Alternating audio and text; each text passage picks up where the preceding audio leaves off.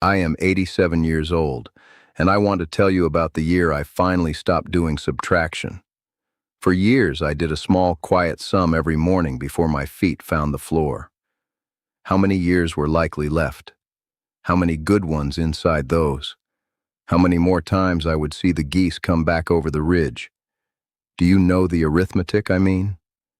Then one January I put that pencil down, and in the 4 winters, since I have counted 10 things that only began working in my favor after I quit counting, I did not feel proud when I finished that list, and I did not feel ashamed. I felt honest, maybe for the first time in years. Come close to the fire, friend. Pull the chair over and sit with me a while. I am not telling you the years stopped mattering, because they do. I am not telling you I found a trick that makes an old body young, because there is no such trick. And I am not telling you to pretend the count does not exist. What I am telling you is smaller and stranger.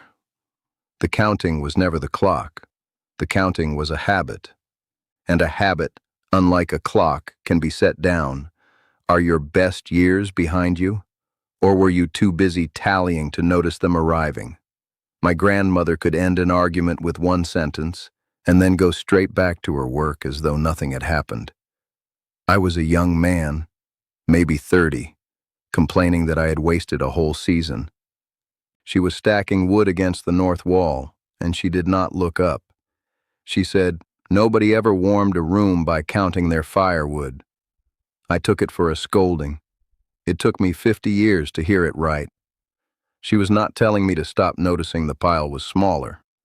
She was telling me that counting and burning are two different acts, and only one of them makes heat. A man can sit all evening in a cold house with a perfectly accurate number in his head. So before I confess a single thing, let me put the question in your hands. How much of your warmth are you spending on arithmetic? The first confession is that I let a number stand between me and the people in the room. June, 4 years back. My granddaughter drove out with her boy, 7 months old, who had just learned that his own feet belonged to him. She set him down on the quilt on my floor. And I sat in that chair, and I was not in that room. I was doing the math. How many more Juness? Whether I would see him tall. Whether he would carry any memory of me at all. She said, "Are you all right? You have gone somewhere." And I lied and told her I was tired.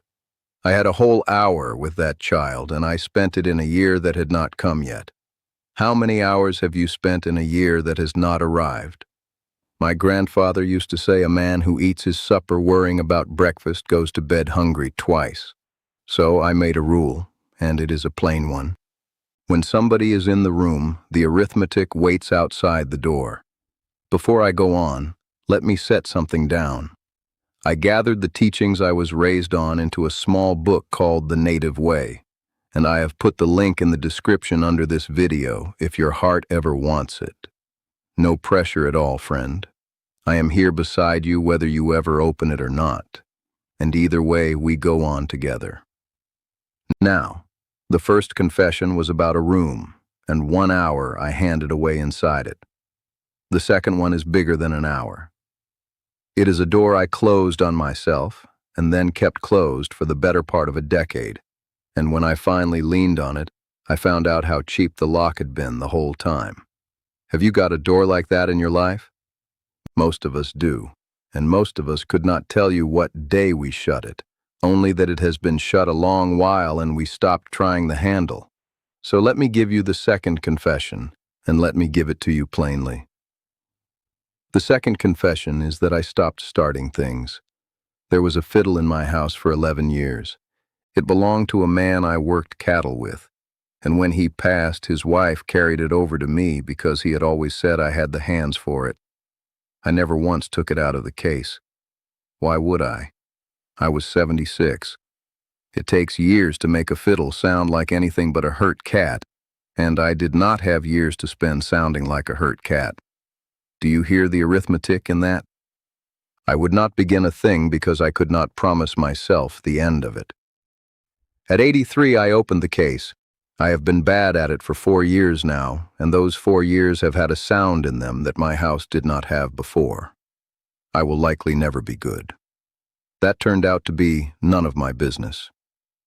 My grandmother said the tree does not ask who will sit in its shade. That is the first thing that begins working in your favor late, and it is bigger than it sounds. When you were young, everything you started was an investment. It had to pay. School had to lead to work had to lead to a house, the house had to hold a family. You could not afford to want a thing simply because you wanted it. Now nobody is measuring your return. You are free to begin something for the sake of the beginning, and that is a freedom a young person cannot buy at any price. The third confession is that I hoarded my strength for an occasion that never sent word. I turned down a wedding in Rapid City. I turned down 3 days of fishing with 2 men I loved, one of whom is gone now. I turned down a drive out to see the cottonwoods turn, and the reason I gave every time was that I might need my strength later that week. For what? I could never have told you. There was nothing on the calendar. There was only the saving. The strange truth about hoarding yourself is that nothing you hoard keeps. Strength is not a jar of preserves on a cellar shelf. It goes soft in the dark, and the day you finally reach for it, it is not there. Now I say yes the same day, or I say no and mean the no. Both of those are honest. Only the saving was a lie. The fourth confession is that I hid what I could no longer do. I quit the Wednesday breakfast because I could not hear across a loud table, and I would not say that out loud to anybody. So I let those men think I had lost interest. Easier on my pride, harder on my life. 3 of them decided I had gone cold in my old age, and I let them keep on believing it for 2 years, rather than speak one sentence. When I finally did say it, I cannot hear you from over there. Would you sit on my left? Do you know what happened? A man moved his chair. That was the whole cost.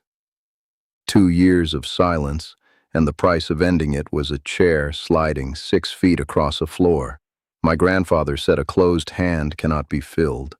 That is the second thing working in your favor, and it surprises people. Asking gets easier with age, not harder, once you understand what asking actually does.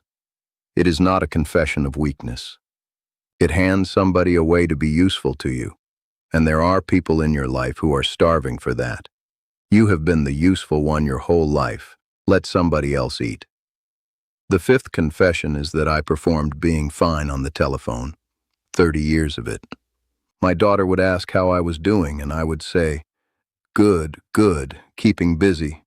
And then we would talk about the weather in her town for 11 minutes and hang up. I told myself I was protecting her. What I was really doing was making certain that nobody ever met me. Then one Sunday I said, honestly, this week was long and the house has been very quiet. She did not fall apart. She stayed on that line for an hour, and she told me things about her own year she had never told me, because honesty is a door that swings both ways, and somebody has to push first. Here is the 6th confession and the 7th because they grew from the same root. The 6th is that I kept a ledger. Who called last? Whose turn it was? Who came at Christmas and who only sent a card, and how late the card was. I could have given you the balance on any one of my children down to the day. A ledger is a cold thing to keep in a warm house, and it is the fastest way I know to turn love into accounting. The 7th is that I carried opinions I had never once examined, about politics, about how a family ought to be run, about what a young man owes an old one. I held them the way you hold fence posts, and most of them were not even mine. I inherited them the way you inherit a nose. What loosened both was the same thing. Nobody is keeping my record anymore. There is no promotion coming, no reputation left to defend, no one grading me on whether I have been consistent across 60 years. So I burned the ledger, and I said out loud to my own son, I have come to think about that differently than I used to. My grandmother said the river does not apologize for changing its bed. That is the third gift of the late years. You may change your mind freely, and it costs you almost nothing. Who exactly are you protecting your old certainty for? The eighth confession is that I saved the good things for good. Good coffee at the back of the cupboard going stale in its bag. A wool shirt still folded in its paper from a Christmas 8 years ago. A chair by the south window that I sat in maybe 6 times in 11 years because it was the nice chair and this was only a Tuesday. I was preserving my own life for a visitor.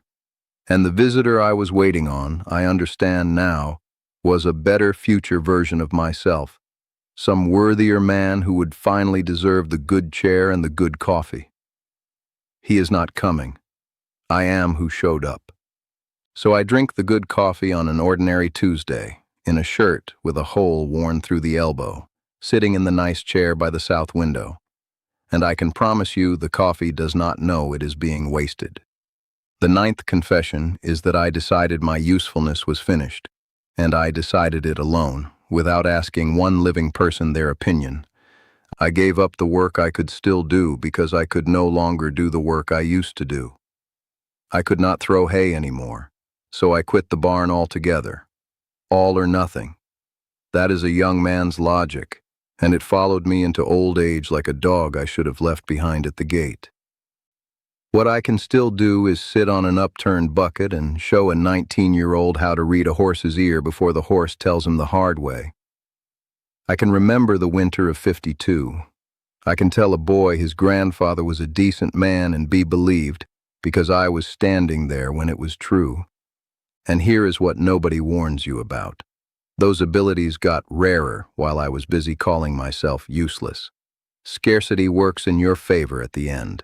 There are only a few of us left who saw what we saw, and there is no school that makes more. The 10th confession is the one I am least proud of, and the most important of all. I was waiting to be finished with grief before I would allow myself to be happy. I buried my wife at 79. I buried 2 friends after her, one in a spring so wet we could hardly dig. And somewhere in all of that I made a bargain with myself I never said out loud. When the sorrow is done, I will start living again. I stood on that platform for years, waiting on a train that does not run. Grief is not a season that ends. It is a room you learn to live in, and you are allowed to set a table in that room and eat at it. I laugh now on the same days I miss her. Both in the same hour, sometimes in the same breath, and neither one needs permission from the other. My grandmother said the same sky holds the rain and the birds.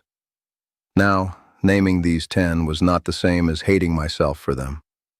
I want to be careful here, because I know what an old man's list can do to a person sitting alone and listening. You can hear 10 confessions and quietly translate the whole thing down into one sentence. I wasted it, and I am the kind of person who wastes things. That is not what happened to me, and it is not what is happening to you. Every one of those 10 was a habit. A habit is something a person does. It is not something a person is. I was not a man who could not begin things. I was a man who had not opened a fiddle case. I was not a cold father. I was a father who kept a ledger. Those are different sizes of trouble entirely, and only one of the 2 can be set down on an ordinary Tuesday afternoon. And look where each one came from. The counting came from wanting the time to matter. The hoarding came from wanting to stay strong for my people.